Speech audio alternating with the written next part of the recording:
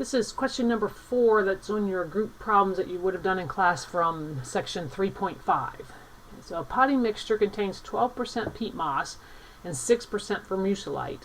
So how much peat and how much vermiculite must be added to 100 pounds of this mixture to produce a new mixture having 15% peat moss and 15% vermiculite? Okay, so again, we're going to start out looking at the information that they gave us and adding them to our bear. In this case, I have a bucket, but okay. So hopefully you see in this case I actually have 2 different percentages. So I'm going to have actually 3 numbers here. I'm going to have the amount I have of the mixture. Okay, so on the very top of the bucket I'm going to put the amount that I have. Okay, then I'm also going to need to put the percent of vermiculite that I have. Okay, actually I do peat moss first because that's the percent. So this will be the percent of peat moss. And again, I'm going to label this so I can keep track of which line is for peat moss and which line is for vermiculite. And then this is going to be the percent of vermiculite that I have. Okay, so the first one I know has 12% peat moss. So we're going to put 12% here. Okay, and it has 6% vermiculite. Okay, so that's going to be 6% that's going to go there.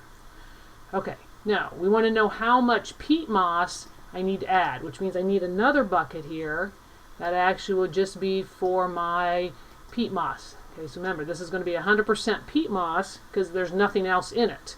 Okay, so we're adding this to it. Okay, so this is 100% peat moss.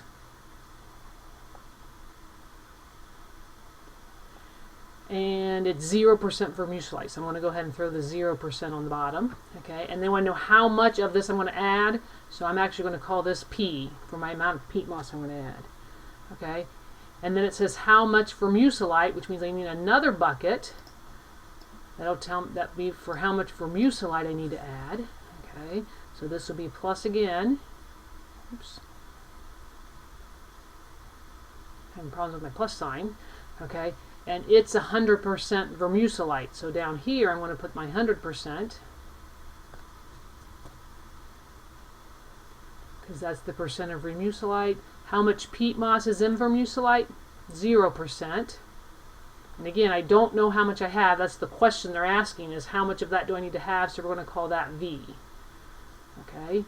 Now, and it's going to be added to 100 pounds of the original mixture, so the 100 is actually going to go all the way over on this bucket here, because it's 100 pounds of the original mixture. Okay, and we're going to produce a new mixture, so I need to get another bucket. All right. And this new mixture is going to be 15% vermiculite, 15% peat moss, and 15% vermiculite. We'll put 15% there also. Okay, now, do we know how much we have in this bucket? No, but I know it has to be the sum of the 3 amounts on the top. So I can either label this 100 plus P plus V, or I can just call it an entirely new variable. Okay, and to make the algebra part of this easier, and you can just use your matrices easier, it's actually the easiest is if we just call this another variable. So I'm actually going to label this T for total. Okay, it's not wrong to do it the other way. You're going to have to do a lot more algebra to get it to the point where you can put it into your matrix and solve the equation. Okay, so that gives me my first equation, though, which will be 100 plus P plus V equals T. Because what has to happen is you have to have the same amount of mixture of the 3 that you're adding together as you do when you get all done. Okay, so that would be my very first equation that I have over here. Okay. And you see that's what I have there on the top line. Okay. Now you notice I have 3 variables, so I need to come up with 3 different equations.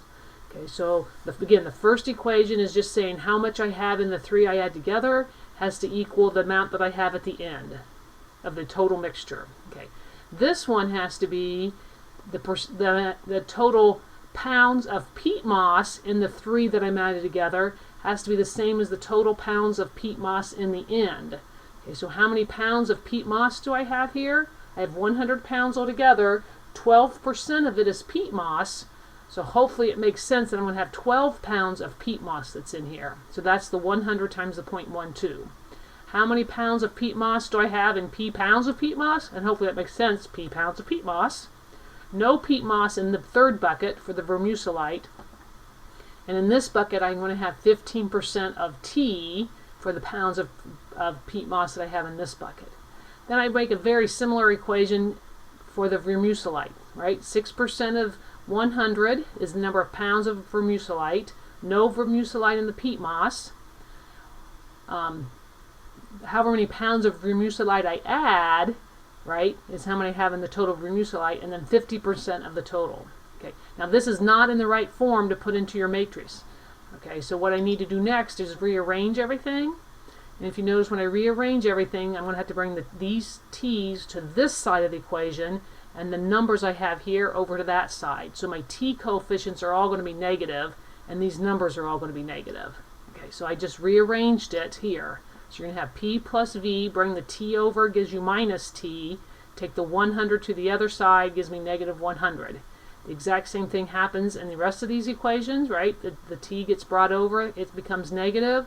The number that's here becomes negative on this side, and the same thing with the third equation. Okay, so now it's set up, and you're ready to put it into your matrices. Okay, so don't forget these coefficients are 1, even though I didn't write them. Right, so in your first line of your matrix, you're going to have a 1, a negative 1, and a negative 100. Okay, so now if I look at my answers, this is what I get. So just as a word of caution, if you didn't get these as your answers, go back and check, and chances are the mistake you made in your matrix, your original matrix that you typed in, is you misplaced a negative somewhere. Okay, so double check that your third column in your matrix should all be negative, along with your fourth column should all be negative. Okay, and I gave my answers to 3 significant digits because that's what I have in each of these numbers here. Right, because I actually wrote the decimal point right there, this represents that I actually have 100 pounds, and it's to the nearest pound even. Okay, so I can use the 2 zeros as being significant.